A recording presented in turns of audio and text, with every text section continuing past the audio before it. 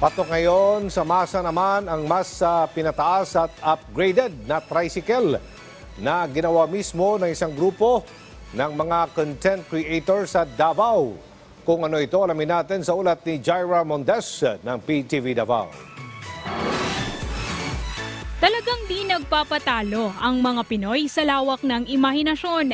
Kahit ang simpleng uri ng transportasyon, abay di pinalampas kaya nakakuha ng atensyon. Gaya nitong tricycle sa Katiil, Davao Oriental na ginawang dalawang palapag. Gawa ito ng isang grupo ng content creators na nagtulong-tulong sa pag-welding upang mapagdugtong ang mga bakal at para mabuo ang tricycle. Ayon sa miyembro na si Forge, umabot ng halos 2 buwan ang paggawa nila ng dalawang palapag na tricycle. I-compute natin ma'am lahat, pati na yung motor, yung kaha, yung nasa itaas, aabot yun ma'am nasa siguro mahigit kumulang 100,000 talaga. Yun lahat, yung motorsiklo, yung motor, yung kaha, at saka yung nasa taas, yung dalawang palapag.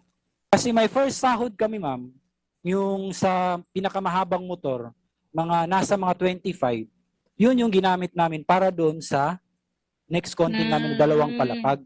At sa pagsakay na sa ibabaw na bahagi ng tricycle, nakakalula raw, ngunit kita ang overlooking view sa pagbiyahe.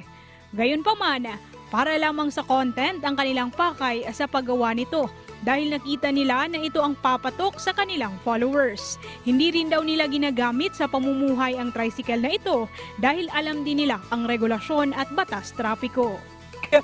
Kung makikita mo yung video ma'am, talagang sumakay talaga kami lahat. Kasi gusto namin ipakita sa tao na yung ginawa namin is durable talaga. Yung kaya talaga sakyan ng tao. Oh. Pero about sa ma'am, yung sa LTO, yung sa ewan ko lang kung papasayan sa kanila.